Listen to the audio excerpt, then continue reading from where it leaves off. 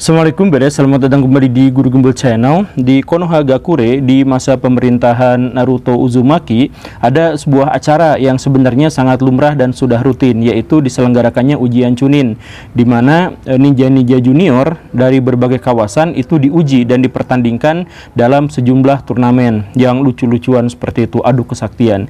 Salah satu pesertanya adalah Boruto, anak dari Naruto Uzumaki. Nah, Boruto ini tampil cemerlang, luar biasa, mampu mengalahkan kawan-kawan dan lawan-lawannya. Uniknya adalah di tengah-tengah pertandingan ada sesuatu hal yang janggal yang membuat Naruto menyadari sesuatu. Kemudian dia langsung turun dan melakukan inspeksi langsung terhadap anaknya, dan terbuktilah di situ bahwa ternyata Boruto itu ikut ujian Chunin dengan curang. Alasan kecurangannya itu membuat sedikit drama di situ, tetapi hasil akhirnya tetap sama, yaitu Naruto Uzumaki itu mendiskualifikasi Boruto, dan akhirnya Boruto pada waktu itu dinyatakan keluar secara tidak terhormat gara-gara curang. Dari kontes itulah akhirnya kita bisa benar-benar menggarisbawahi bahwa Gibran bukan Boruto. Benar gak sih? Simak videonya sampai tuntas. Yuk kita mulai.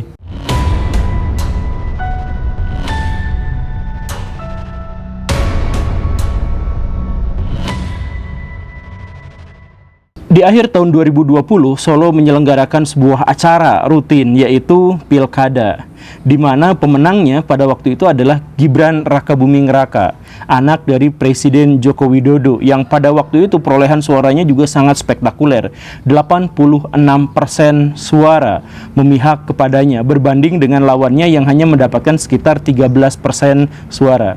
Tentu saja pihak yang kalah itu, Kang Baju-Baju itu, yang hanya mendapatkan 13% suara itu legowo, mengatakan bahwa kami tidak akan menuntut, kami tidak akan cari-cari alasan kekalahan kami tidak akan bilang ke MK dan sebagainya, kami sudah cukup dengan seperti ini, kami kalah, semoga Pak Gibran dan teman-teman itu membawa Solo ke arah yang lebih baik. Begitulah kurang lebihnya. Dan pada waktu itu Gibran bukan hanya menang, dan bukan hanya menang secara spektakuler, tetapi beliau adalah menang dan menang secara spektakuler dan mengukir sejarah, karena beliau adalah wali kota termuda dalam sejarah Solo, hanya berusia 33 tahun ketika diangkat. Luar biasa sekali kan? Dan walaupun beliau masih sangat hijau, belum berpengalaman, belum mengerti politik pada waktu itu, pemerintahan pun baru itu yang pertama kalinya, tetapi beliau langsung menunjukkan kekuatan yang sangat luar biasa. Untuk sebuah wilayah 44 km persegi dengan penduduk hanya sekitar 1,5 juta manusia, Solo itu berbenahnya luar biasa. Anggaran dari pusat tersedot semuanya ke sana. Coba mari kita cek sama-sama ya beberapa di antaranya. Revitalisasi pasar mebel Gilingan itu mencapai 50 miliar rupiah ditanggung oleh negara. APBN melalui apa gitu masuk ke sana untuk membantu Gibran. Kemudian revitalisasi Taman Balai Kembang 154 miliar dari PUPR. Kemudian revitalisasi Pasar Jongke 135 miliar PUPR juga. Kemudian rel layang Simpang Joglo sampai 920 miliar rupiah. Masuk semuanya dari pemerintah pusat itu ke daerah yang dikuasai oleh Gibran. Luar biasa. Dan ini baru hanya 4, ada belasan berikutnya, banyak sekali yang menyedot sampai ratusan miliar rupiah untuk bisa membangun Solo, untuk bisa mendukung kebijakan-kebijakan pembangunan Gibran di Solo. Luar biasa kan? Anggaran pusat untuk daerah sampai sebesar ini. Ini sangat jomplang misalkan dengan yang diterima oleh wilayah-wilayah yang ada di sekitarnya gitu, Karanganyar gitu, Sukoharjo yang dan sebagainya, yang sebenarnya populasinya lebih banyak dan wilayahnya lebih luas, itu nggak mendapatkan sampai sebesar ini. Dan luar biasanya apa? Bukan hanya dari pemerintah pusat, dia mendapatkan uang dari mana? Dari investor, dari dana hibah, dari pengusaha asing, dari pengusaha swasta dan sebagainya, semuanya numpuk di Solo. Ini menunjukkan apa? Dalam waktu 2 tahun Gibran menunjukkan prestasi yang sangat luar biasa. Uang pusat aja disedot semuanya ke sana dan sebagainya. Ini kan ya berarti kita tidak boleh melihat seseorang dari covernya gitu ya. Walaupun Pak Gibran kelihatan sangat santun, sangat santuy, sangat ya tenang seperti itu, tetapi agresif sekali dalam pembangunan dan revitalisasi di wilayah yang menjadi kekuasaannya. Tentu saja pada waktu itu rakyat pada senang ya.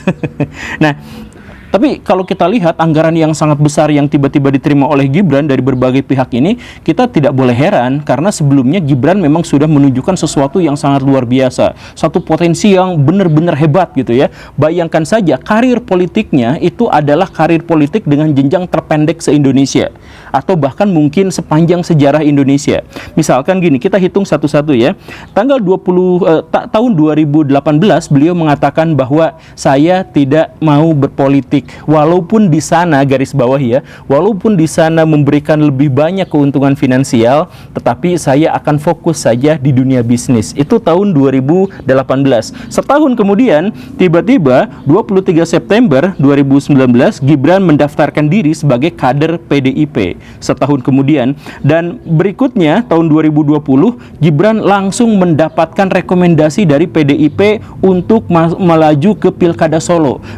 Jadi tahun 2018 tidak mau jadi politisi walaupun katanya keuntungan finansialnya besar, kemudian setahun kemudian daftar jadi anggota PDIP, setahun berikutnya lagi langsung direkomendasikan oleh PDIP dicalonkan untuk jadi wali kota Solo. Luar biasanya 16 Desember tahun 2020 langsung menang dan kemudian 26 Februari langsung jadi wali kota Solo.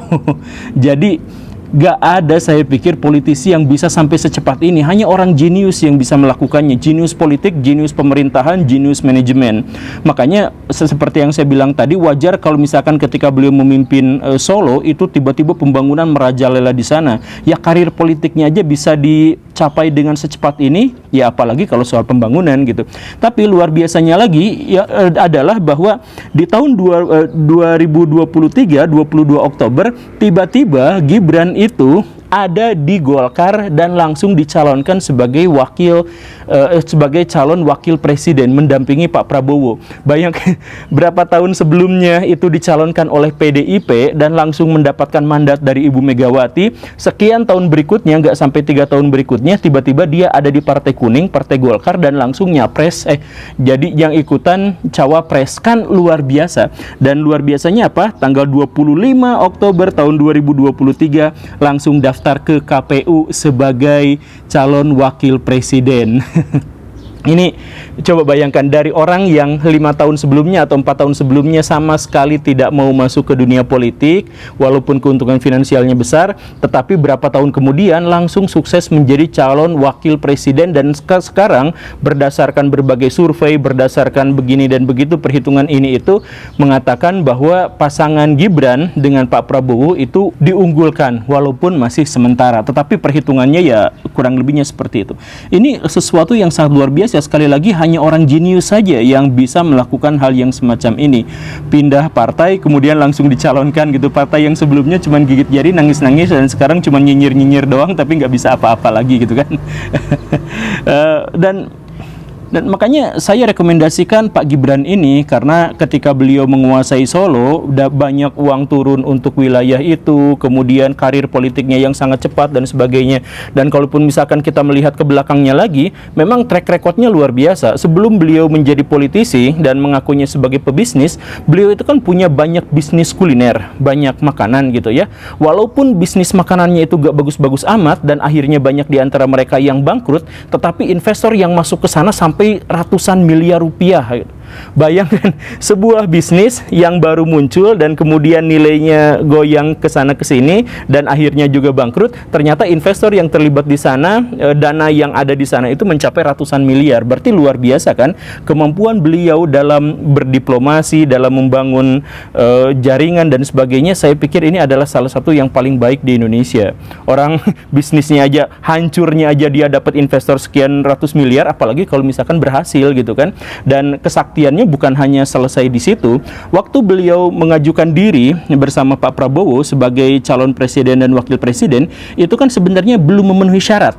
Karena syaratnya itu minimal usia 40 tahun. Undang-undang ini sebenarnya demi mengurangi kemungkinan para bocil ikut kontestasi pemilu gitu kan. Kalau misalkan bocil diperkirakan atau disangka, diasumsikan bahwa pikirannya masih belum matang, masih gurung-gusuh, ya pikiran-pikiran bocil dan remaja kayak gitu kan. Makanya ada undang-undang minimal 40 tahun gitu. Tetapi ketika beliau datang ke situ dan persyaratannya tidak sesuai, maka persyaratan itulah yang yang kemudian diganti, MK atas usulan atau peninjauan dari seorang mahasiswa yang tidak dikenal, tiba-tiba mengatakan bahwa Gibran boleh saja ikut kontestasi pemilu 2024. Karena apa? Karena syaratnya sudah dirubah. Awalnya adalah minimal berusia 40 tahun, sekarang minimal berusia 40 tahun atau sudah pernah menjabat sebagai kepala daerah di satu tempat.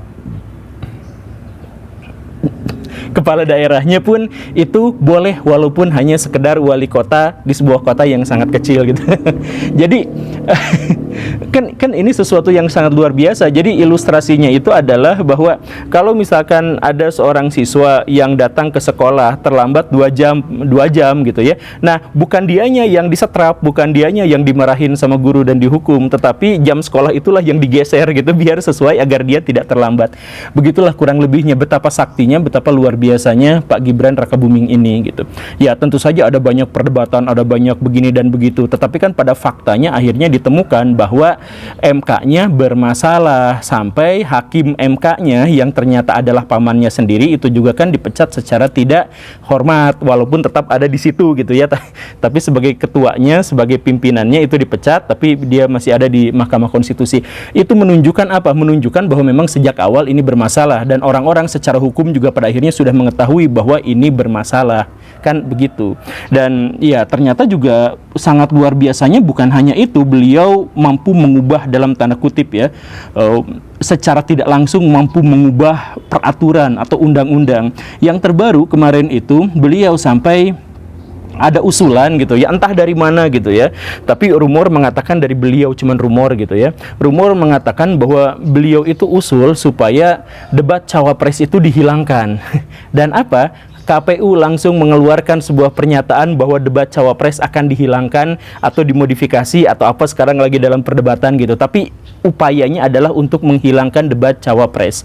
Kenapa seperti itu? Banyak orang yang berspekulasi bahwa Pak Gibran itu kan kemampuan komunikasinya beda sama yang lain gitu. Jadi diperkirakan kalau misalkan ikut debat cawapres mungkin akan ketahuan belangnya dari pihak lain tuh akan begini gitu ya, gini gitu.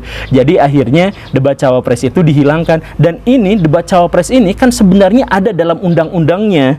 Kalau misalkan Baraya misalkan mengecek di undang-undang itu disebutkan gini, debat pasangan capres dan cawapres dilaksanakan 5 kali selama masa kampanye. Rinciannya adalah 5 kali pelaksanaan debat, 3 kali debat capres, 2 kali debat cawapres. Nah, ini ada dalam Undang-Undang Nomor 7 Tahun 2017 tentang pemilu di pasal 277 gitu. Nah, ini kan ada undang-undangnya, tapi walaupun ada undang-undangnya yang seperti ini, KPU berani mengubahnya gara-gara usulan konon katanya dari Pak Gibran yang belum siap kalau misalkan debat konvensional dengan cawapres yang lain gitu. Ya tentu saja banyak pendukungnya yang mengatakan yang melakukan penyangkalan, di antaranya adalah Pak Ade Armando yang mengatakan bahwa usulan ini bukan dari Pak Gibran tapi dari kubu sebelah dan sebagainya. Ya mungkin saja seperti itu, tapi kan kita juga sudah tahu bahwa Pak Ade Armando itu pendukungnya Gibran gitu. Jadi ya mungkin saja benar, mungkin saja salah. Cuman kalaupun mungkin ini ternyata benar, berarti luar biasa sekali kemampuan beliau dalam mengubah peraturan, dalam apa demi untuk melanggengkan kekuasaan, itu benar-benar luar biasa. Makanya silahkan coblos Pak Gibran, saya rekomendasikan. Karena apa? Ya kesaktian yang sangat luar biasa itulah yang bahkan tidak dimiliki oleh politisi-politisi senior di Indonesia. Umur belum sampai 40 tahun, tetapi kemampuan beliau dalam menggebrak, dalam membangun, dalam mengubah peraturan, dalam menyedot investasi dan sebagainya itu sangat-sangat luar biasa. Dan itu dilakukan hanya dalam waktu 5 tahun saja. Begitu. Jadi saya rekomendasikan beliau gitu ya. Tapi ya untuk Pak Gibran sendiri saya ingin mengatakan, saya ingin berpesan bahwa please lah, bahwa Pak Gibran ini sedang berhadapan dengan 280 juta manusia yang tersebar di 5 juta kilometer persegi wilayah, dan mereka semua lapar akan kedamaian, mereka semua berharap atas keadilan, mereka semua ingin bahwa bangsa ini menjadi bangsa yang maju, bangsa superpower, bangsa yang bisa menikmati kemakmuran dan kesejahteraan. Dan orang-orang yang 280 juta ini sangat membutuhkan pemimpin yang hebat, pemimpin yang otoriter, otoritatif, pemimpin yang sangat luar biasa jenius. Jadi please lah untuk semuanya ngaca, coba lihat diri sendiri. Kalau misalkan merasa bahwa dirinya itu ternyata tidak mampu, tidak kuat, tidak hebat, tidak baik, dan ada deretan orang-orang lain yang nampaknya lebih bagus, ya ini mengaca sendiri masing-masing gitu ya. Ya please lah, serahkan aja kepada orang ahlinya, karena kita semua mengetahui bahwa sebuah lembaga atau institusi apapun itu, kalau diserahkan bukan pada ahlinya, itu akan hancur. Jadi jangan sampai pertaruhkan kepentingan Indonesia yang jumlah penduduknya sebanyak ini, sumber dayanya sebanyak ini, alamnya sekaya ini, please jangan pernah dipertaruhkan untuk kepentingan-kepentingan pribadi. Silahkan ngaca apakah saya layak atau tidak, kuat atau tidak. Begitu ya Baraya ya. Terima kasih karena sudah menyimak. Saya Guru Gembul, mohon jangan diapa-apakan video ini dan jangan diapa-apakan saya. Assalamualaikum warahmatullahi wabarakatuh.